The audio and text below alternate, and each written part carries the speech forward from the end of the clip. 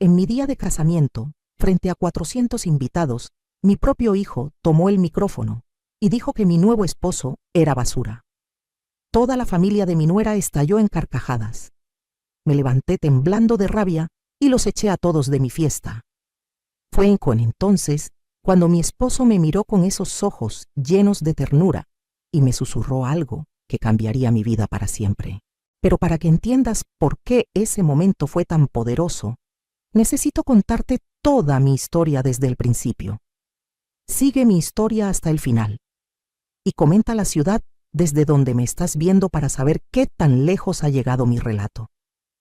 Ese sábado de octubre debió ser el día más hermoso de mi vida. Había esperado tanto tiempo para volver a sentir mariposas en el estómago, para permitirme soñar de nuevo. Llevaba 5 años viuda, 5 años durmiendo sola en esa cama, que de repente parecía demasiado grande, demasiado fría. Y cuando finalmente decidí darme una segunda oportunidad en el amor, cuando finalmente bajé la guardia y abrí mi corazón, mis propios hijos me apuñalaron por la espalda. La humillación que sentí en ese momento no se compara con nada que haya vivido antes. Ver las caras de burla, escuchar los murmullos, sentir cómo mi momento especial se convertía en un circo.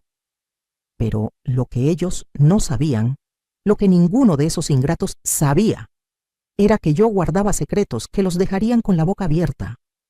Mi nombre es Beatriz y tengo 68 años. Sé que no parezco de mi edad. La gente siempre me dice que aparento 10 años menos, pero cada una de esas arrugas que tengo, me las gané con sangre, sudor y lágrimas. Nací en un pueblito de Michoacán, donde las mujeres aprendíamos a tortear antes que a leer. Mi mamá murió cuando yo tenía 13 años y me tocó criar a mis 4 hermanos menores mientras mi papá trabajaba en el campo desde que salía el sol hasta que se metía. A los 18 años conocí a Rodrigo, mi difunto esposo, en la fiesta patronal del pueblo. Era un hombre trabajador, honesto, de esos que ya no existen. Nos casamos 3 meses después y nos vinimos a la ciudad buscando un futuro mejor. Los primeros años fueron durísimos. Rodrigo trabajaba en la construcción y yo lavaba ropa ajena para ayudar con los gastos. Vivíamos en un cuartito de 3x3 en una vecindad donde compartíamos el baño con otras 8 familias. Ahí nació mi primer hijo, Miguel, y 2 años después llegó mi hija Sofía. Recuerdo que cuando estaba embarazada de Miguel, trabajé hasta el último día, con la panza enorme, arrodillada en el lavadero tallando pantalones de mezclilla que me dejaban las manos en carne viva. El día que nació, Rodrigo no pudo estar conmigo porque no podía faltar al trabajo o lo corrían. Di a luz sola, acompañada únicamente por una enfermera que masticaba chicle y me trataba como si fuera una molestia. Pero todo valió la pena cuando tuve a mis bebés en brazos. Miguel era gordito, de cachetes rosados, y lloraba tan fuerte que las vecinas se quejaban. Sofía nació más delicadita, más callada, pero con unos ojos enormes que parecían entenderlo todo. Desde ese momento mi vida dejó de ser mía. Cada peso que ganaba era para ellos. Cada sacrificio que hacía era pensando en ellos. Rodrigo y yo nos matábamos trabajando para que no les faltara nada. Bueno, para que no les faltara lo necesario, porque de lujos ni hablar. Hubo navidades en las que yo no comía cena para que alcanzara el pavo para todos. Hubo temporadas de regreso a clases en las que yo me ponía los mismos zapatos rotos porque todo el dinero se iba en los útiles y uniformes de los niños. Cuando Miguel tenía 8 años y Sofía 6, Rodrigo consiguió un trabajo mejor en una fábrica. No era gran cosa, pero tenía prestaciones y eso para nosotros era como ganarse la lotería. Pudimos rentar una casita más grande, con 2 recámaras, en una colonia más decente. Yo conseguí trabajo en una tortillería y entre los dos lográbamos que alcanzara para todo. Los niños crecían sanos, iban a la escuela, y eso era lo único que nos importaba. Yo soñaba con que estudiaran una carrera, con que tuvieran las oportunidades que Rodrigo y yo nunca tuvimos. Así que cuando Miguel terminó la secundaria y dijo que quería seguir estudiando, nosotros nos pusimos felices, aunque sabíamos que el sacrificio iba a ser mayor. Para pagar la preparatoria de Miguel, empecé a trabajar doble turno. Entraba a la tortillería a las 5 de la mañana y salía a las 2 de la tarde. Luego me iba a limpiar oficinas de 4 a 9 de la noche. Llegaba a mi casa con los pies hinchados, con un cansancio que me llegaba hasta los huesos, pero ver a mi hijo con sus libros, estudiando en la mesa del comedor, me llenaba de orgullo. Rodrigo también agarró turnos extras los fines de semana. Estábamos cansados, casi no nos veíamos, pero valía la pena. O eso creíamos, porque Miguel resultó ser un estudiante flojo. Reprobó el primer año de prepa y tuvimos que pagar materias de verano. Yo trabajé limpiando casas en mis días libres para juntar ese dinero. Me acuerdo que una señora para la que trabajaba me hizo limpiar su casa de 3 pisos yo sola en un día, porque iba a tener una fiesta. Terminé con las rodillas sangrando y las manos llenas de ampollas de tanto tallar. Sofía, en cambio, era más aplicada, pero también más demandante. Quería ropa de marca porque sus amigas la traían. Quería ir a fiestas, quería un celular último modelo. Yo me partía el alma tratando de darle aunque fuera un poco de lo que pedía. Vendí las pocas joyas que tenía, unas arracadas de oro que me había regalado mi abuela antes de morir, y un anillo que Rodrigo me dio cuando nos casamos, todo para comprarle un celular a Sofía en su cumpleaños número 15. Pensé que se pondría feliz, que me abrazaría, que me daría las gracias. Pero cuando abrió el regalo, solo hizo un gesto de decepción y dijo que era un modelo viejo, que sus amigas tenían mejores. Se me partió el corazón, pero me tragué el coraje y sonreí.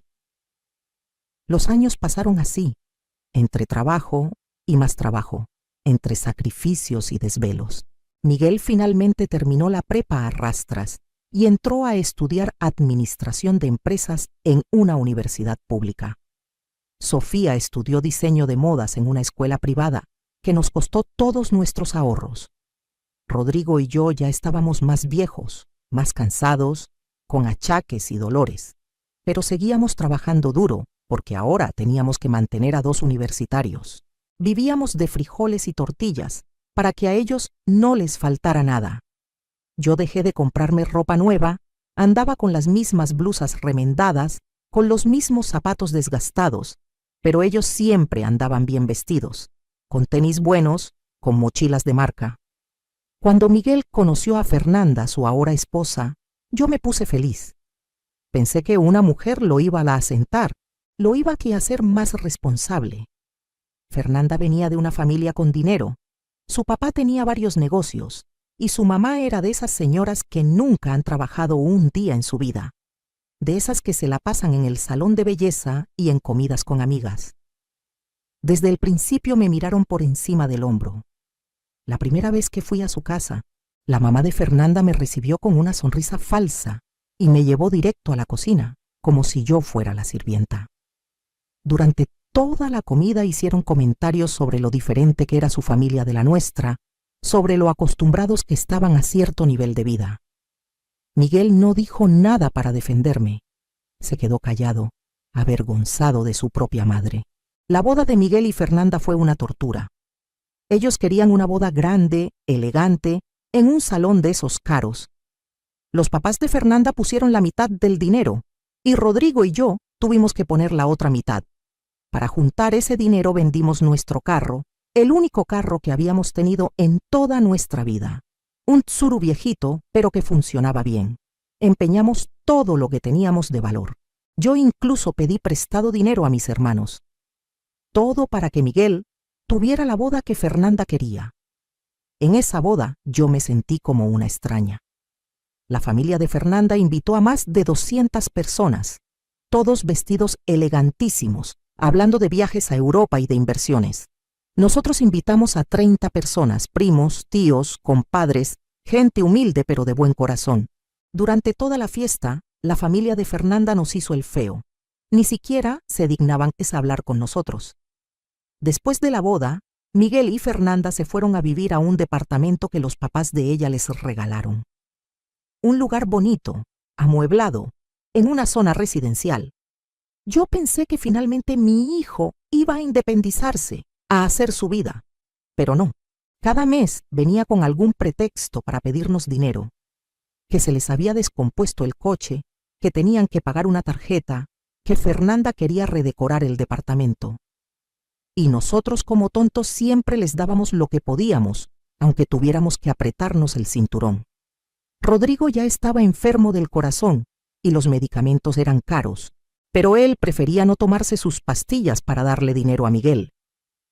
Yo le reclamaba, le decía que ya estábamos viejos, que ya habíamos hecho suficiente, pero él me decía que era nuestro hijo, que teníamos que apoyarlo. Sofía, por su parte, se fue a vivir con unas amigas después de terminar la universidad. Consiguió un trabajo en una boutique, pero el sueldo apenas le alcanzaba para sus gastos, así que también venía seguido a pedirnos dinero prestado. Prestado que nunca regresaba.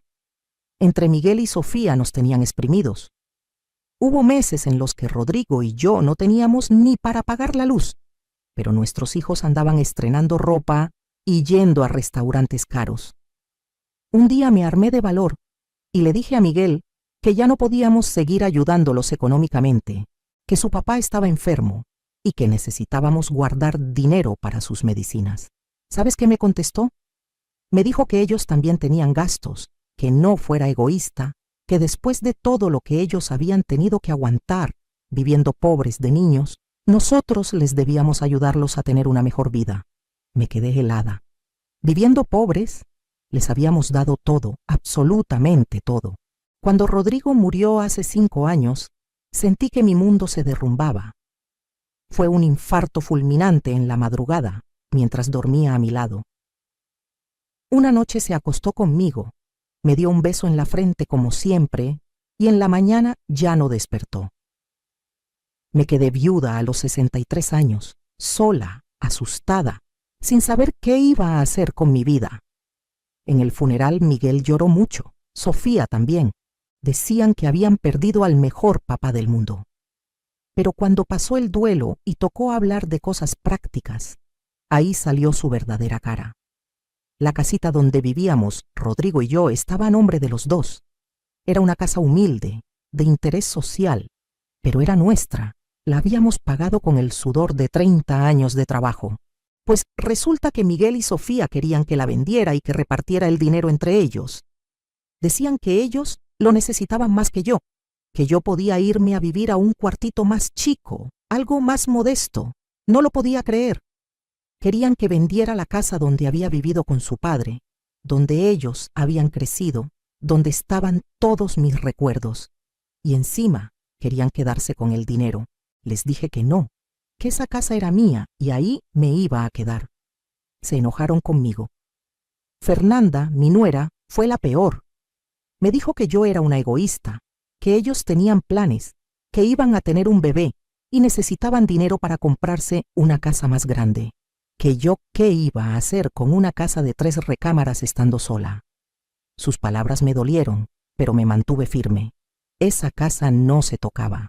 Los meses después de la muerte de Rodrigo fueron los más oscuros de mi vida. Me levantaba cada mañana en esa cama vacía y no encontraba sentido a nada. Lloraba mientras preparaba café, lloraba viendo la televisión, lloraba antes de dormirme. Mis hijos casi no iban a verme. Miguel venía una vez al mes, se quedaba media hora, preguntaba cómo estaba con un tono apresurado y se iba. Sofía era peor, apenas me llamaba. Me sentía completamente sola. Fue mi comadre Lupita, mi amiga de toda la vida, quien me sacó de ese hoyo. Un día llegó a mi casa, me agarró de la mano y me dijo que me iba a llevar a un grupo de viudas que se reunían en la parroquia. Yo no quería ir, me daba pena, pero ella insistió tanto que terminé aceptando. Ese grupo me salvó la vida. Eran 10 mujeres, todas viudas, todas con historias parecidas a la mía. Nos reuníamos todos los martes en la tarde, tomábamos café, platicábamos, nos acompañábamos en el dolor. Pero también nos reíamos, hacíamos planes, nos animábamos unas a otras. Fue ahí donde conocí a Roberto. Él no era parte del grupo de viudas, obviamente, pero iba a la parroquia porque daba clases de alfabetización para adultos mayores. Era un hombre de 70 años, viudo también, con una sonrisa amable y unos ojos que transmitían paz. La primera vez que lo vi, estaba ayudando a una señora mayor a leer el periódico, con una paciencia infinita, celebrando cada palabra que ella lograba descifrar. Roberto y yo empezamos a saludarnos cada martes. Luego, los saludos se convirtieron en pláticas cortas. Después me invitó a tomar un café en la fondita de enfrente de la parroquia. Yo estaba nerviosa como quinceañera. No sabía ni qué decir, me temblaban las manos. Pero con Roberto todo era fácil, natural. Me contó que había sido maestro de primaria toda su vida, que su esposa había muerto 3 años atrás de cáncer, que tenía 2 hijas ya casadas y 5 nietos. Me habló con tanto amor de su difunta esposa que me di cuenta de que era un hombre bueno, de esos que saben amar de verdad. Yo le conté de Rodrigo, de mis hijos, de mi vida. Me escuchó con atención, sin juzgar, asintiendo con la cabeza. Los cafés se volvieron costumbre. Todos los martes después del grupo nos íbamos a platicar. Luego empezamos a vernos también los sábados. Íbamos al parque, caminábamos, nos sentábamos en una banca a ver a los niños jugar. Roberto me regaló un libro de poemas de Neruda. Me dijo que le recordaba a mí. Yo no entendía mucho de poesía, pero me puse a leerlo en las noches y sentía cosas bonitas en el pecho.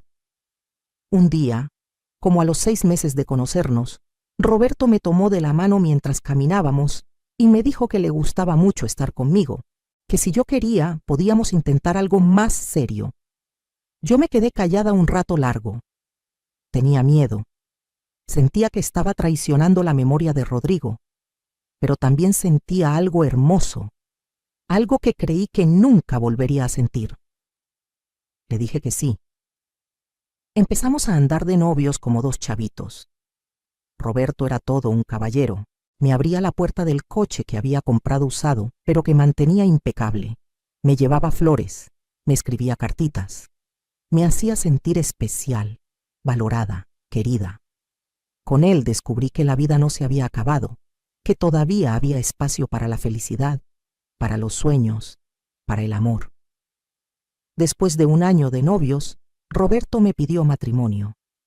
Fue en el mismo parque donde solíamos caminar. Se arrodilló frente a mí y sacó un anillo sencillo, pero bonito. Me dijo que quería pasar el resto de su vida conmigo, que quería despertarse cada mañana a mi lado, que quería hacerme feliz. Yo lloré de emoción y le dije que sí. Cuando les conté a mis hijos que me iba a casar, la reacción fue peor de lo que imaginé. Miguel se puso furioso. Me dijo que cómo era posible que yo quisiera reemplazar a su papá, que apenas habían pasado 4 años, que qué iba a decir la gente. Sofía fue más calculadora.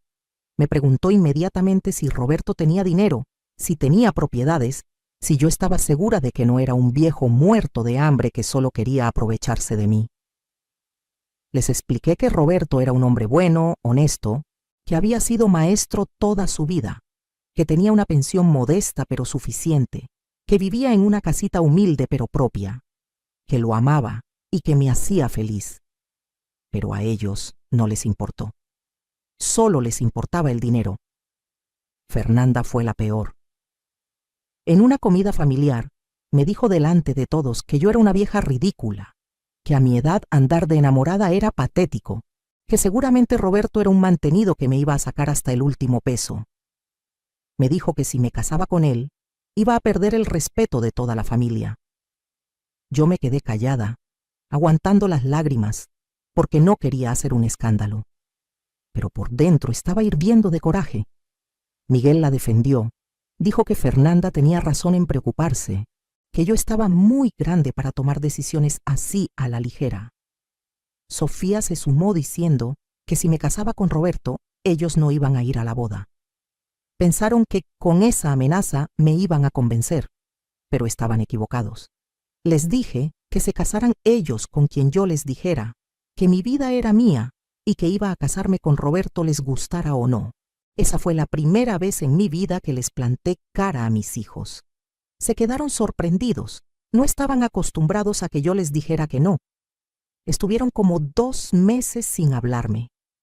2 meses de silencio, de llamadas ignoradas, de mensajes sin respuesta. Me dolió muchísimo, pero Roberto estuvo ahí para consolarme. Me decía que si mis hijos de verdad me querían, iban a terminar aceptándolo, que les diera tiempo. Yo quería creerle, pero en el fondo sabía que mis hijos no estaban molestos porque me preocupara por mí, sino porque un nuevo esposo significaba que su herencia se iba a ver afectada. Finalmente, como una semana antes de la boda, Miguel me llamó.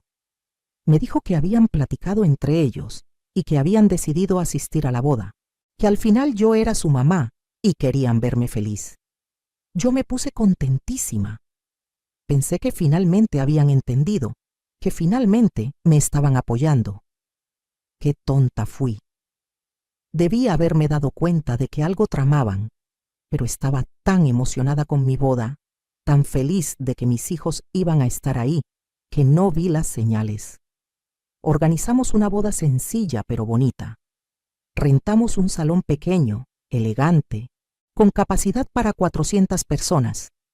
Roberto invitó a su familia, a sus amigos, a sus exalumnos. Yo invité a mi familia, a mis amigas del grupo de viudas, a mis comadres, a conocidos del barrio. También invité a mis hijos y les di la oportunidad de invitar a quien quisieran. Miguel dijo que iba a llevar a Fernanda y a toda la familia de ella. Me pareció raro que quisiera llevar a tanta gente de parte de Fernanda, pero no dije nada. Pensé que tal vez querían aprovechar la fiesta. El día de la boda me levanté temprano, nerviosa y emocionada como novia primeriza. Mis amigas del grupo fueron a ayudarme a arreglarme. Me puse un vestido color marfil, elegante pero discreto. Me peinaron el cabello en un chongo suave. Me maquillaron suave. Cuando me vi en el espejo, no me reconocí. Me veía bonita, radiante, feliz. Hacía años que no me veía así. Roberto me mandó un ramo de rosas blancas en la mañana con una tarjeta que decía: «Te amo, mi reina hermosa». Lloré de emoción arruinando el rímel que apenas me habían puesto. La ceremonia fue en la misma parroquia donde nos conocimos. Fue hermosa, íntima, llena de amor. Roberto lloró cuando me vio entrar. Yo también lloré. Nos dijimos nuestros votos mirándonos a los ojos, prometiéndonos amor y compañía para el tiempo que Dios nos diera. Cuando el padre dijo: «Pueden besarse», Roberto me dio un beso suave, tierno, respetuoso. Todos aplaudieron. Mis amigas lloraban de emoción. Mis hijos estaban ahí parados, serios, sin sonreír, pero al menos estaban ahí. O eso pensaba yo. Llegamos al salón de fiesta y todo se veía precioso. Habíamos decorado con flores blancas y azules. Los centros de mesa eran sencillos, pero elegantes. Había un área de buffet con comida rica, tradicional. Habíamos contratado un grupo de música versátil que tocaba boleros, cumbias, rancheras. La gente empezó a llegar, a saludarnos, a felicitarnos. Roberto no se separaba de mi lado. Me presentaba a cada persona con orgullo diciendo: «Esta es mi esposa Beatriz». Cada vez que lo escuchaba decir eso, se me llenaba el corazón de alegría. Notaba que la familia de Fernanda había llegado en bola. Eran como 50 personas, todos vestidos muy elegantes, demasiado elegantes para nuestra boda sencilla. Se sentaron todos juntos en varias mesas y desde que llegaron empezaron a cuchichear entre ellos, mirando para todos lados con caras de burla. Yo traté de ignorarlos, de concentrarme en disfrutar mi día. Roberto y yo abrimos la pista bailando un bolero hermoso. Me sentía flotar en sus brazos. Sentía que todo en mi vida finalmente tenía sentido. Después invitaron a todos a bailar y el ambiente se puso bonito, alegre. Cuando llegó la hora de la cena, todos se sentaron en sus mesas. Habíamos preparado un menú que incluía consomé, arroz, pollo en mole, ensalada, frijoles, tortillas hechas a mano y de postre pastel de 3 leches. Era comida tradicional, casera, rica. Yo estaba orgullosa del menú porque habíamos seleccionado todo con mucho cuidado, cuidando que fuera de calidad, pero sin gastar una fortuna. Roberto y yo teníamos nuestros ahorros, pero no íbamos a tirar el dinero en una boda ostentosa. Preferíamos guardar para viajar, para disfrutar juntos. La gente comía a gusto, felicitando lo rico que estaba todo. Pero entonces escuché risas fuertes que venían de las mesas donde estaba la familia de Fernanda. Levantaba la mirada y los veía haciendo gestos, empujando la comida en sus platos como si fuera basura. Uno de los primos de Fernanda levantó un pedazo de pollo con el tenedor y dijo en voz alta lo suficiente para que varios escucharan esto. Parece comida de fonda corriente. Otros se rieron. Sentí que se me subía la sangre a la cara, pero respiré hondo y traté de ignorarlo. Roberto notó mi incomodidad y me apretó la mano por debajo de la mesa. Me susurró al oído: no les hagas caso, mi amor, son gente sin educación. Yo asentí y traté de sonreír, pero lo peor aún estaba por venir. Cuando terminó la cena, el padrino de Roberto se levantó para dar un brindis. Dijo cosas muy bonitas sobre nosotros, sobre el amor en la tercera edad, sobre las segundas oportunidades. Todos aplaudieron. Luego se levantó mi comadre Lupita y también dio un discurso hermoso que me hizo llorar. Y entonces Miguel se levantó de su silla. Al principio pensé que iba a decir algo lindo, que iba a aprovechar para darme su bendición públicamente. Mi corazón se llenó de esperanza. Miguel tomó el micrófono que le pasó el DJ y carraspeó. Todos se quedaron en silencio esperando escucharlo. Miró hacia donde estaba Fernanda. Ella le sonrió y le hizo una seña con la cabeza como dándole ánimo. Y entonces Miguel empezó a hablar. Buenas noches a todos, dijo Miguel con una voz que intentaba sonar casual pero que yo conocía bien. Era su voz de cuando estaba a punto de hacer una maldad. Quiero aprovechar este momento para hablar sobre mi mamá y su decisión de casarse de nuevo. Hizo una pausa dramática. Yo miré a Roberto confundida. Él también se veía desconcertado. Miguel continuó. Mi mamá es una mujer que toda su vida ha tomado decisiones cuestionables. Sentí como si me hubieran echado un balde de agua helada. La gente empezó a murmurar. Primero nos crió en la pobreza porque ni ella ni mi papá supieron cómo salir adelante. Luego nos hizo vivir con carencias porque siempre decía que no había dinero. Y ahora, a sus casi 70 años, decide casarse con este señor. Señaló a Roberto con desprecio. Roberto se puso pálido. Yo no podía creer lo que estaba escuchando. Miguel continuó. Un señor que fue maestro toda su vida. O sea, alguien sin ambición, sin visión de futuro. Un señor que vive de una pensión miserable. Mi mamá pasó de estar casada con un albañil a casarse con un maestro de primaria. Vaya superación. La familia de Fernanda estalló en carcajadas. Risas fuertes, burlonas, crueles. Fernanda se reía tanto que tenía que limpiarse las lágrimas. Yo me quedé paralizada en mi silla, sin poder reaccionar. Pero Miguel no había terminado. Porque veamos las cosas como son, continuó Miguel elevando la voz. Esto no es un padrastro, esto es basura. Mi verdadero padre, que en paz descanse, ese sí era un hombre de verdad, trabajador, con dignidad. Esto que está aquí sentado haciéndose pasar por digno, es un viejo que viene a vivir de lo poco que mi madre tiene. La familia de Fernanda aplaudió y gritó: ¿escuchaste, Beatriz? Dile a ese muerto de hambre que se largue. Algunos hasta se pararon de sus asientos para gritar más fuerte. Era un caos, una pesadilla.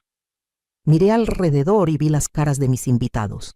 Mis amigas estaban horrorizadas. Mi familia estaba en shock. La familia de Roberto estaba indignada. Y yo estaba rota por dentro. Mi propio hijo, el hijo por el que me había sacrificado toda mi vida, me estaba humillando en el día de mi boda. Me estaba destruyendo frente a 400 personas. Vi a Roberto y tenía los ojos llenos de lágrimas. No de tristeza, sino de rabia contenida. Vi a Sofía sentada en su mesa. Ella no se estaba riendo, pero tampoco estaba defendiéndome. Solo miraba su plato como si nada estuviera pasando. Algo dentro de mí se rompió en ese momento, pero también algo se encendió. Una furia que nunca había sentido, una determinación que no sabía que tenía. Me levanté de mi silla lentamente. Todos se quedaron callados. Miguel todavía tenía el micrófono en la mano, sonriendo con satisfacción pensando que me había destruido. Caminé hacia él con pasos firmes. Le quité el micrófono de la mano de un jalón. Él se veía sorprendido, no esperaba esa reacción. Me di la vuelta hacia la familia de Fernanda y les dije con una voz que no reconocía como mía, una voz llena de poder: escúchenme bien todos ustedes. Ustedes vienen a mi boda, comen mi comida, beben mis bebidas y se atreven a faltarme al respeto de esta manera. Se atreven a burlarse de mí, a insultar a mi esposo, a reírse como hienas. Pues ¿saben qué? Se acabó. Quiero que todos ustedes, y señalé a cada una de las mesas donde estaba la familia de Fernanda, se larguen de aquí ahora mismo, fuera. Están expulsados de mi fiesta. Se quedaron callados, mirándome con las bocas abiertas. Fernanda fue la primera en reaccionar. Se paró y me gritó: «No puedes echarnos, somos familia de Miguel, tenemos derecho a estar aquí».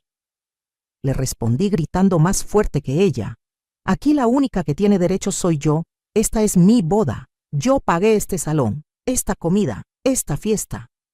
Y les estoy diciendo que se vayan, ahora». Volteé a ver a Miguel, que seguía parado ahí como estatua. Le dije: «¿Y tú? ¿Tú que te atreves a llamarle basura a mi esposo? Tú que me humillas en mi propio día de boda, tú también fuera. No quiero volverte a ver». Miguel intentó decir algo, pero yo lo interrumpí. «No, ya hablaste suficiente. Toda tu vida te he dado todo. Me partí el lomo trabajando para que tú pudieras estudiar, para que no te faltara nada, y así me lo pagas. Humillándome, faltándome al respeto. Pues se acabó, Miguel. Ya no soy tu mamá. Tú ya no eres mi hijo. Fuera». Miré a Sofía, que seguía sentada, callada. Le dije: «Y tú, Sofía, tú que te quedas ahí sentada sin decir nada, sin defenderme, tú también lárgate. No quiero cobardes en mi fiesta». Sofía se puso pálida y empezó a llorar, pero yo estaba tan enojada que no me importó. Les di 30 segundos para que se fueran antes de que llamara a seguridad. Fernanda gritó que esto era un abuso, que yo estaba loca, pero su familia ya se estaba levantando de las mesas, agarrando sus bolsas, sus sacos. Sabían que hablaba en serio. Miguel me miró con odio puro y me dijo: «Vas a arrepentirte de esto, mamá. Cuando estés sola y necesites ayuda, no voy a estar». Le respondí: «Nunca he necesitado tu ayuda, Miguel. Siempre has sido tú el que necesita la mía. Ahora vete». Se fueron todos, como 50 personas saliendo del salón entre murmullos y maldiciones. Algunos de mis invitados aplaudieron cuando se fueron. Cuando el último de ellos cruzó la puerta, le dije al guardia de seguridad que no los dejara entrar de nuevo. Me di la vuelta hacia Roberto, que seguía sentado en nuestra mesa, temblando. Me acerqué a él y me arrodillé a su lado. Le tomé las manos y le dije: «Perdóname, mi amor. Perdóname que mis hijos te hayan faltado al respeto así. Tú no eres basura. Tú eres el hombre más noble y bueno que he conocido. Te amo». Roberto tenía lágrimas rodando por sus mejillas. Me jaló hacia él y me abrazó fuerte. «Yo también te amo, Beatriz», me susurró al oído. Y luego dijo algo más, algo que me dejó helada. Dijo: «Amore, hay algo que necesito decirte, algo que no te he contado porque no quería que pensaras que me acercaba a ti por interés». Me separé de él para verlo a los ojos. Estaba confundida. Roberto respiró hondo y dijo: «Yo no soy solo un maestro jubilado con una pensión modesta. Mi vida antes de conocerte era diferente. Yo vengo de una familia con mucho dinero. Mi padre era dueño de varias empresas de construcción en Monterrey. Cuando él murió hace 20 años, mis hermanos y yo heredamos todo. Yo vendí mi parte porque no quería saber nada de negocios, quería ser maestro, era mi vocación. Vendí mis acciones por una cantidad muy grande de dinero, inversiones que con los años se multiplicaron. Beatriz, soy multimillonario». Me quedé sin palabras, sin aire. No podía procesarlo. Roberto continuó: «Tengo propiedades en varios estados, tengo inversiones en el extranjero, tengo cuentas bancarias que nunca he tocado porque no necesito ese dinero para ser feliz. Viví toda mi vida de mi sueldo de maestro y luego de mi pensión porque no quería que el dinero me corrompiera, porque vi lo que el dinero le hizo a mis hermanos, los volvió codiciosos y amargados. Cuando conocí a mi primera esposa, no le dije nada tampoco. Me casé con ella siendo maestro y ella me amó así, sin saber. Cuando murió, le dejé todo a mis hijas, pero ellas tampoco lo saben. Tienen un fideicomiso que van a recibir cuando cumplan 50 años. Seguí sin poder hablar. Roberto me limpió una lágrima que rodaba por mi cara. Dijo: no te lo dije porque quería que me amaras por quien soy, no por lo que tengo. Pero ahora que tus hijos te han tratado así, ahora que te han faltado al respeto de esta manera, pensando que te estabas casando con un pobre muerto de hambre como ellos dijeron, creo que es momento de que sepas la verdad. Beatriz, eres mi esposa ahora. Todo lo que tengo es tuyo también. Nunca más vas a tener que preocuparte por dinero. Nunca más vas a tener que sacrificarte por nadie. Vamos a viajar por el mundo. Vamos a conocer París, Italia, España, todos los lugares con los que siempre soñaste. Vamos a vivir nuestra vida al máximo. No lo podía creer. Era como si estuviera en un sueño. Le pregunté con voz temblorosa: ¿cuánto dinero tienes, Roberto? Él sonrió y dijo: mis contadores calculan que alrededor de 1.200 millones de pesos, más o menos. Sentí que me iba a desmayar. Roberto me sostuvo y me ayudó a sentarme. Toda la gente en el salón nos miraba con curiosidad, preguntándose qué estaba pasando. Roberto tomó el micrófono y dijo: buenas noches a todos. Lamento el incómodo momento que acabamos de vivir, pero quiero aprovechar para decirles algo. Hizo una pausa y me miró con amor. Dijo: me acaban de llamar basura, un muerto de hambre, alguien sin ambición. Y es cierto que fui maestro de primaria toda mi vida y estoy orgulloso de eso. Pero lo que no saben es que también soy heredero de una fortuna considerable. La gente empezó a murmurar. Roberto continuó: no lo digo para presumir, lo digo porque quiero que mi esposa Beatriz sepa, y que todos ustedes que nos aman sepan, que ella nunca más va a tener que pasar trabajos. A partir de hoy va a vivir como la reina que siempre debió ser. La gente estalló en aplausos. Mis amigas gritaban de emoción. Yo seguía en shock, llorando, sin poder creer lo que estaba pasando. Roberto me extendió la mano y me levantó de la silla. Le dijo al DJ que pusiera nuestra canción favorita y me llevó a la pista a bailar. Mientras bailábamos, me susurraba al oído todo lo que íbamos a hacer juntos. Me dijo que mañana mismo íbamos a ir a comprar una casa nueva, grande, hermosa, donde quisiéramos, que íbamos a comprar un coche nuevo, que en 2 semanas nos íbamos de luna de miel a Europa por 3 meses, que iba a abrir cuentas bancarias a mi nombre, que todo lo suyo era mío. Esa noche fue mágica a pesar del mal momento. Bailamos hasta que nos dolieron los pies. Brindamos con champán caro que Roberto había guardado especialmente para la ocasión. Cortamos el pastel rodeados de gente que genuinamente nos quería. Cuando terminó la fiesta, en lugar de irnos a un hotel normal como teníamos planeado, Roberto había reservado la suite presidencial del hotel más lujoso de la ciudad. Cuando llegamos me quedé con la boca abierta. Era enorme, elegante, con una vista espectacular de la ciudad. Los siguientes días fueron un torbellino. Roberto cumplió cada una de sus promesas. Fuimos a ver casas y encontramos una preciosa en una zona residencial exclusiva, con jardín, alberca, 4 recámaras, estudio, sala de cine. La compramos de contado. Compramos 2 coches, uno para cada uno. Yo escogí una camioneta de lujo que siempre había soñado con tener. Roberto contrató a una asesora de imagen que me ayudó a comprar ropa nueva, elegante pero cómoda, zapatos lindos, bolsas de marca. Me llevó a los mejores salones de belleza, a spas, a restaurantes caros. Pero lo más importante es que me trataba como a una reina, con respeto, con amor, con admiración. Cada mañana me despertaba con besos y café recién hecho. Me decía que era hermosa, que era inteligente, que era fuerte. Me hacía sentir valiosa por primera vez en mi vida. Ya no era solo la mamá sacrificada, la esposa abnegada, la mujer que se partía el lomo por todos. Ahora era Beatriz, una mujer completa, amada, próspera. Miguel y Sofía intentaron contactarme varios días después de la boda. Primero fueron mensajes tímidos de Sofía diciendo que quería hablar conmigo, que lamentaba no haberme defendido. Yo no le contesté.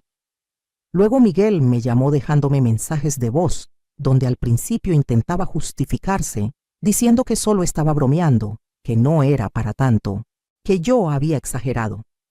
Como no le contesté, los mensajes se volvieron más agresivos. Me decía que era una malagradecida, que después de todo lo que él había aguantado siendo mi hijo, yo lo trataba así. Me reí cuando escuché eso, todo lo que él había aguantado, como si haberle dado todo no fuera suficiente. Después los mensajes cambiaron de tono. Alguien les había contado sobre Roberto, sobre su dinero. Entonces empezaron los mensajes melosos, las disculpas exageradas, las súplicas para que los perdonara. Fernanda hasta me mandó flores con una tarjeta que decía: «Lo siento, suegrita, la regué, dame otra oportunidad». Las tiré a la basura. Miguel me escribió un mensaje largo diciendo que había estado muy estresado por el trabajo, que por eso había reaccionado así, que me amaba, que me extrañaba, que quería arreglar las cosas, que su bebé que venía en camino necesitaba a su abuela. Intentó usar a mi futuro nieto para manipularme. No funcionó. Sofía fue más directa. Me habló por teléfono llorando, diciendo que había cometido un error, que necesitaba mi ayuda porque tenía deudas, que si yo podía prestarle dinero. Le dije que no, que se buscara la vida como yo tuve que buscármela a su edad. Me colgó gritando que era una mala madre. Bloqueé sus números a los dos. Bloqueé también a Fernanda y a toda su familia. No quería saber nada de ellos. Roberto me apoyó en todo. Me decía que había hecho lo correcto, que nadie merecía ser tratado como ellos me trataron, ni siquiera por tus propios hijos. Sus hijas, que eran un amor de personas, me recibieron con los brazos abiertos. Me trataban con cariño genuino, me llamaban mamá Beatriz. Me incluían en todas las reuniones familiares. Sus nietos me adoptaron como abuela. Por primera vez en mi vida, tenía una familia que me valoraba no por lo que podía darles, sino por quién era. Nos fuimos de luna de miel a Europa, tal como Roberto prometió. Conocimos París y lloré de emoción al ver la Torre Eiffel. Caminamos por las calles de Roma tomados de la mano como dos jóvenes enamorados. Visitamos Barcelona, Madrid, Londres, Venecia. Roberto me compraba regalos en cada ciudad, vestidos, perfumes, joyería. Pero el mejor regalo era su compañía, sus pláticas, sus risas, su amor. Tomamos miles de fotos y las subí a mis redes sociales porque quería que el mundo supiera que era feliz, que estaba viviendo mi mejor vida. Sé que Miguel y Sofía vieron las fotos porque empezaron a darles me gusta y a comentar qué bonito mamá. Qué bien te ves, te queremos. No les respondí. Cuando regresamos de Europa ya estaba lista nuestra casa nueva. Roberto había contratado decoradores y la habían dejado preciosa, exactamente como yo quería. Hicimos una fiesta de inauguración e invitamos a toda la gente que nos quería, a mis amigas del grupo de viudas, a las hijas de Roberto y su familia, a mis hermanos, a mis primos. Fue una fiesta hermosa, elegante, llena de alegría. No invité a Miguel ni a Sofía. Un día, como 3 meses después de la boda, sonó el timbre de mi casa nueva. Abrí la puerta por el videoportero y era Miguel con Fernanda. Traían al bebé recién nacido. Miguel hablaba por el intercomunicador: «Mamá, por favor, necesitamos hablar contigo. Conoce a tu nieto, se llama Rodrigo como mi papá». Sentí un jalón en el corazón al escuchar el nombre de mi difunto esposo, al ver a ese bebé en brazos de Fernanda. Pero me mantuve firme. Les dije que se fueran, que no eran bienvenidos. Miguel empezó a gritar que era una abuela desnaturalizada, que cómo era posible que le negara ver a su nieto. Le respondí que él me había negado el respeto en el día de mi boda, que había llamado basura a mi esposo frente a 400 personas, que me había humillado de la peor manera. Fernanda empezó a llorar diciendo que el bebé necesitaba a su abuela, que ellos necesitaban ayuda económica porque el bebé era muy gastoso. Ahí estaba la verdad. No venían porque me extrañaran, venían porque querían dinero. Les dije que no iba a darles ni un peso, que se fueran o llamaba a la policía. Roberto salió y les dijo con voz firme que dejaran de molestar a su esposa, que ya habían hecho suficiente daño. Miguel le gritó a Roberto que esto era su culpa, que él me había lavado el cerebro, que antes yo era una buena madre y ahora era una egoísta.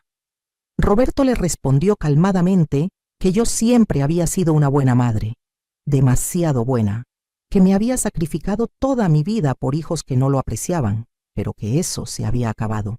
Se fueron gritando amenazas, diciendo que iban a demandarme, que le iban a contar a toda la familia lo mala persona que era. No me importó.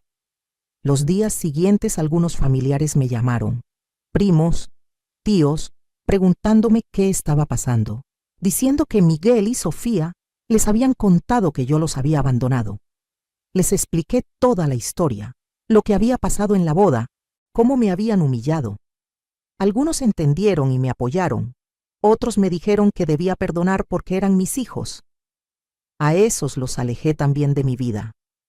No necesitaba gente que justificara el maltrato. Sofía intentó una estrategia diferente. Empezó a publicar en redes sociales mensajes pasivo-agresivos sobre madres que abandonan a sus hijos, sobre el dinero que corrompe a las personas, sobre la importancia de la familia. Sus amigas comentaban mensajes de apoyo y ella respondía gracias. Hay que valorar a las mamás que sí son buenas mamás, no como las que se venden por dinero. Me daba risa su hipocresía. Ella que siempre me había pedido dinero, que vendió las joyas que le regalé para comprarse ropa de marca, ahora me acusaba de venderme por dinero. Bloqueé sus redes sociales también para no ver su drama. Me concentré en mi nueva vida, en ser feliz, en disfrutar cada día. Roberto y yo establecimos una rutina hermosa. Desayunábamos juntos en el jardín todas las mañanas, leyendo el periódico, platicando de nuestros planes del día. Yo tomé clases de pintura, algo que siempre quise hacer pero nunca tuve tiempo ni dinero. Descubrí que se me daba bien, que tenía talento. Roberto me acondicionó un estudio en la casa con todos los materiales que necesitaba. También tomé clases de francés porque quería regresar a París y poder hablar el idioma. Roberto seguía dando sus clases de alfabetización en la parroquia. Era su pasión y no la iba a dejar aunque ya no necesitara trabajar. Yo empecé a acompañarlo y a ayudar también. Me llenaba de satisfacción ver a esas personas mayores aprendiendo a leer y escribir, la alegría en sus caras cuando lograban descifrar una palabra. También nos metimos a hacer trabajo voluntario en un comedor comunitario. Servíamos comida a personas en situación de calle, platicábamos con ellos, los tratábamos con dignidad. Roberto me enseñó que la verdadera riqueza no está en acumular dinero sino en compartirlo, en ayudar a quien lo necesita. Decidimos crear una fundación para dar becas a niños de escasos recursos. Roberto puso una cantidad importante de dinero y yo me encargué de administrarla. Visitábamos escuelas en zonas marginadas, conocíamos a los niños, a sus familias, y les otorgábamos becas completas para que pudieran estudiar sin preocupaciones. Ver la cara de esas mamás, tan parecidas a como yo era hace años, llorando de agradecimiento, me partía el corazón pero también me llenaba. Estaba haciendo una diferencia real en la vida de personas que de verdad lo necesitaban y lo apreciaban. Un día, casi un año después de la boda, recibí una carta certificada. Era de un abogado representando a Miguel. Me demandaba exigiendo una pensión alimenticia, argumentando que yo como su madre tenía la obligación legal de mantenerlo, ya que él estaba pasando por dificultades económicas. No lo podía creer. La desfachatez, el descaro. Roberto me consiguió al mejor abogado del estado y contrademandamos. En la audiencia, Miguel llegó haciéndose la víctima, diciendo que yo lo había abandonado, que yo tenía mucho dinero y él no tenía para mantener a su hijo. Mi abogado presentó pruebas de todo lo que Rodrigo y yo habíamos hecho por Miguel durante toda su vida: recibos, transferencias, testigos. Presentamos también el video de la boda donde Miguel me humillaba. El juez vio todo y le dijo a Miguel que era un sinvergüenza, que cómo se atrevía a demandar a su madre después de tratarla de esa manera, que la ley protege a los padres de hijos abusivos, no al revés. Desechó la demanda y además le ordenó a Miguel que me pagara los gastos legales. Miguel salió de la corte furioso, gritando que esto no se iba a quedar así. Fernanda iba detrás de él llorando con el bebé en brazos. Por un momento sentí lástima por ese niño, mi nieto, que tenía unos padres tan resentidos y codiciosos. Pero no era mi responsabilidad arreglar sus vidas. Sofía tuvo un camino diferente. Como 6 meses después de que la corrí de mi vida, apareció en la casa, sola, sin avisar. El guardia de seguridad me preguntó si la dejaba pasar, y estuve tentada a decir que no. Pero algo en mí, quizá la curiosidad, me hizo aceptar. Entró a la casa con los ojos muy abiertos, viendo todo con asombro. Se veía demacrada, más delgada, con ojeras. Se sentó en la sala y empezó a llorar. Me dijo que había tocado fondo, que tenía deudas enormes de tarjetas de crédito, que la habían corrido de su trabajo, que sus amigas le habían dado la espalda, que se había dado cuenta de que había sido una hija terrible, que lamentaba no haberme defendido en la boda, que lamentaba todas las veces que me había tratado mal. Me dijo que no venía a pedir dinero, que solo venía a pedirme perdón, que entendía si no la perdonaba, pero que necesitaba que supiera que estaba arrepentida. Lloró durante media hora mientras yo la escuchaba en silencio.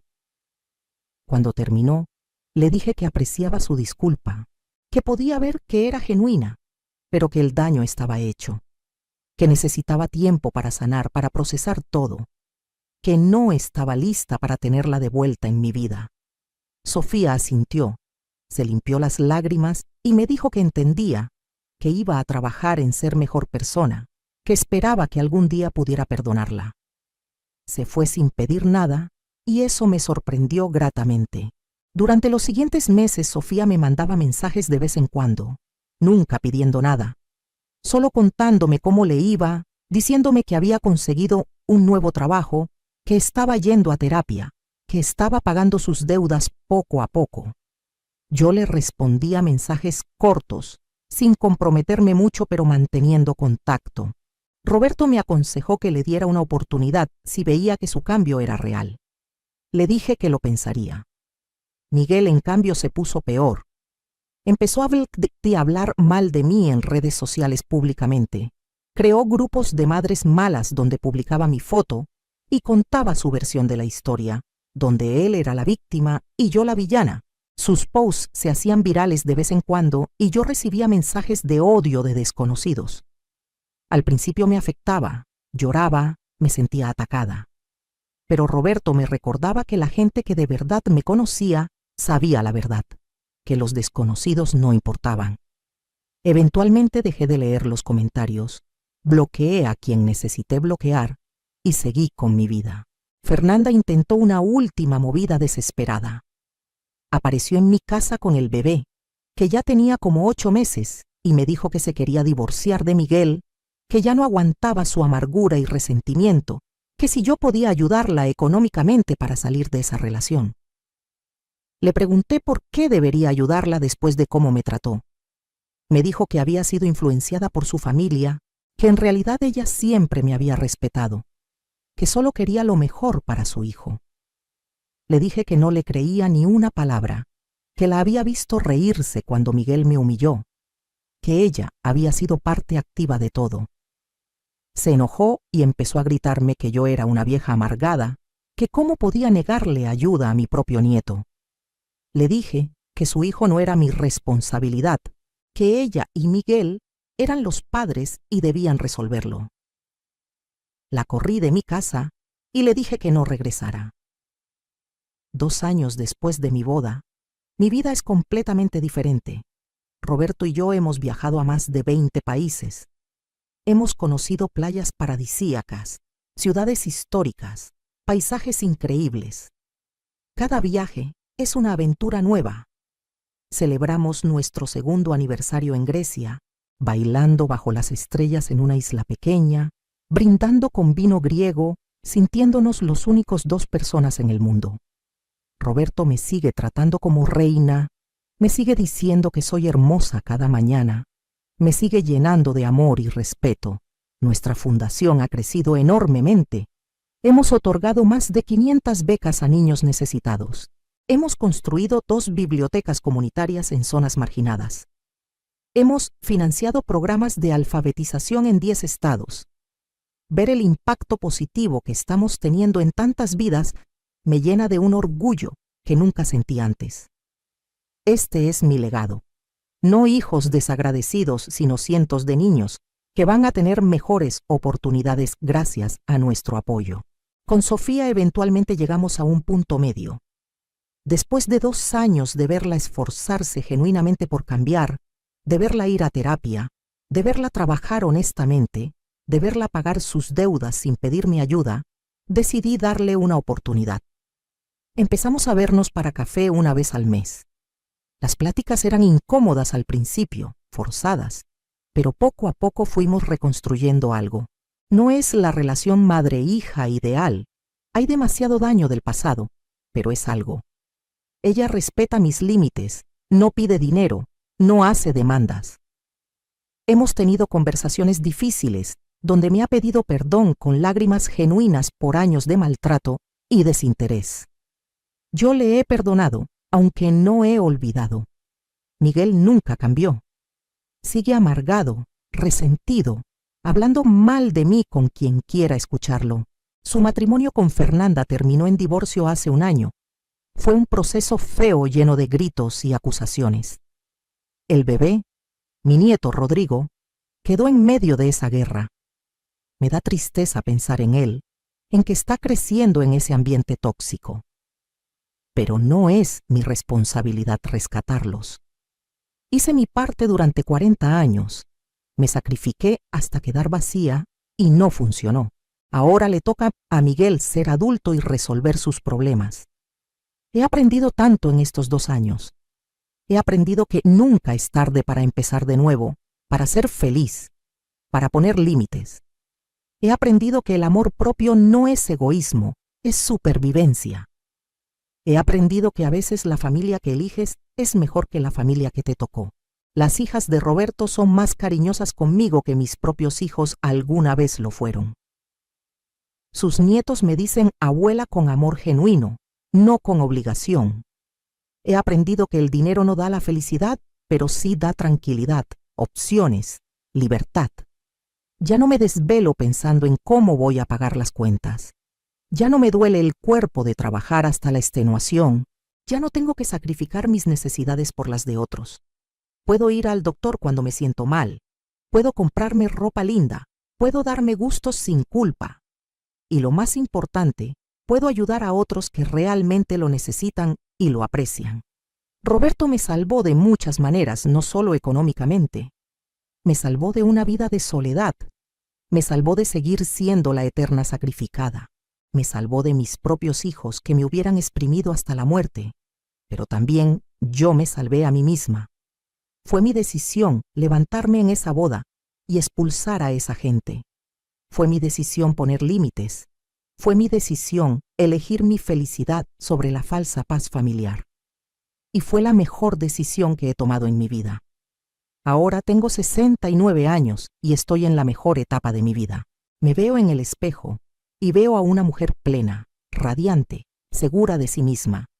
Ya no soy solo la mamá de Miguel y Sofía, la viuda de Rodrigo. Soy Beatriz, esposa de Roberto, filántropa, viajera, pintora aficionada, estudiante de francés. Soy una mujer completa con identidad propia. Si pudiera regresar en el tiempo y decirle algo a la Beatriz de hace 5 años, esa Beatriz que lloraba sola en su cama después de enviudar, le diría que aguantara, que lo mejor estaba por venir. Le diría que no tuviera miedo de ser feliz, que no se sintiera culpable por poner límites, que no dejara que sus hijos la manipularan con el chantaje emocional.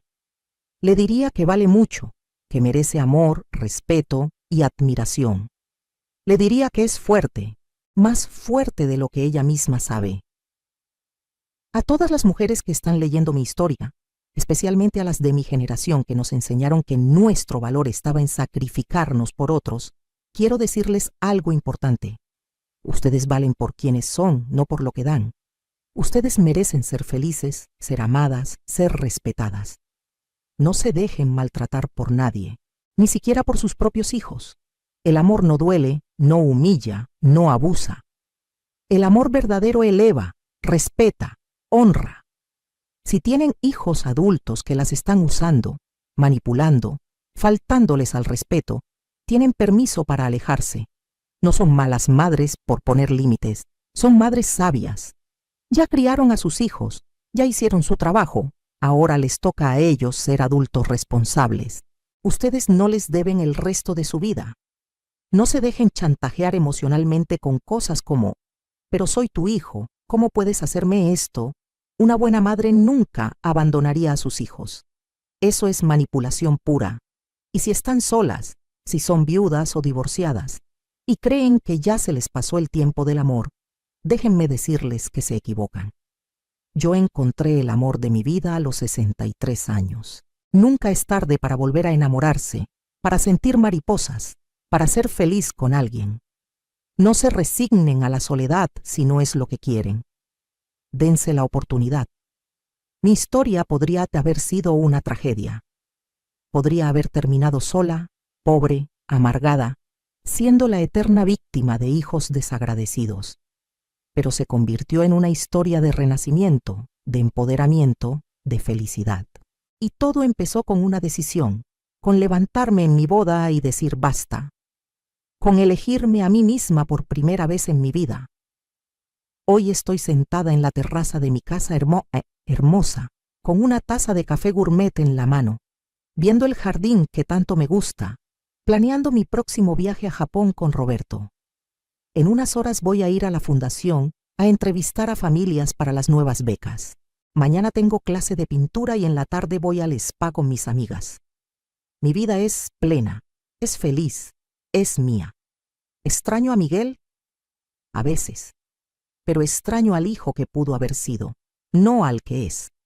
Extraño la relación que pudimos haber tenido si él hubiera sido diferente, más agradecido, más respetuoso. Pero no extraño el maltrato, la manipulación, el sentirme usada. ¿Me arrepiento de haberlo corrido de mi vida? No, ni un solo día. Fue lo mejor que pude haber hecho por mí misma. Con Sofía tengo esperanza. Veo que está cambiando genuinamente, trabajando en ser mejor persona. Quizá en unos años podamos tener una relación más cercana, quizá no. Y está bien de las dos formas. Ya no necesito que mis hijos me den validación o felicidad. Ya no dependo de ellos, para nada. Soy completa por mí misma. Roberto me dice seguido que soy la mujer más valiente que conoce, que admira cómo me levanté de las cenizas, cómo puse límites cuando todo el mundo me decía que perdonara, cómo elegí mi felicidad sobre la aprobación de otros. Yo le digo que él me dio el valor para hacerlo, que su amor me mostró que merecía algo mejor. Pero en el fondo sé que el valor siempre estuvo ahí, solo necesitaba sacarlo. Esta es mi historia, una historia de sacrificio y traición, pero también de renacimiento y triunfo. Una historia de una mujer que toda su vida fue buena, demasiado buena, y que finalmente aprendió a ser buena consigo misma. Una historia que espero inspire a otras mujeres a no permitir el maltrato, a poner límites, a elegirse a sí mismas. No sé qué pasará en el futuro. Quizá Miguel eventualmente madure y se disculpe genuinamente. Quizá no. Quizá Sofía y yo logremos reconstruir algo hermoso. Quizá no. Quizá algún día conozca a mi nieto Rodrigo y pueda tener una relación con él. Quizá no. Pero ya no dejo que los quizás me roben la paz. Vivo el presente, disfruto cada día, agradezco lo que tengo. Tengo a Roberto, mi compañero, mi amor, mi cómplice. Tengo a mis hijastras que me tratan con cariño genuino. Tengo a mis amigas fieles. Tengo mi casa, mi salud, mi estabilidad económica. Tengo mi trabajo en la fundación que me llena de propósito. Tengo mis hobbies, mis viajes, mis sueños. Tengo una vida plena y feliz. Y eso, después de todo lo que pasé, es más de lo que alguna vez me atreví a soñar. Así que si me preguntan si me arrepiento de haberme levantado en mi boda y expulsado a mi hijo y a toda esa gente que me faltó al respeto, la respuesta es no. Fue el momento que cambió mi vida para siempre, el momento en que nació la nueva Beatriz, la Beatriz que se respeta a sí misma, la Beatriz que pone límites, la Beatriz que es feliz. Y para terminar mi historia, quiero hacerles una pregunta. ¿Qué harías en mi lugar? ¿Habrías perdonado a tu hijo después de humillarte así? ¿Habrías dado segundas oportunidades? ¿O habrías hecho lo mismo que yo? Comenta abajo. Me encantaría saber tu opinión. Y si mi historia te tocó el corazón, si te hizo sentir algo, compártela para que llegue a más mujeres que necesiten escuchar que nunca es tarde para elegirse a sí mismas, que nunca es tarde para ser felices. Gracias por escuchar mi historia, por acompañarme en este viaje desde la humillación hasta el triunfo. Que mi experiencia les sirva de inspiración, de recordatorio de que ustedes también merecen amor, respeto y felicidad. No se conformen con menos. No permitan que nadie, ni siquiera su propia familia, las haga sentir menos valiosas de lo que son. Ustedes son guerreras, sobrevivientes, mujeres fuertes, y merecen todo lo bueno que la vida tiene para ofrecer.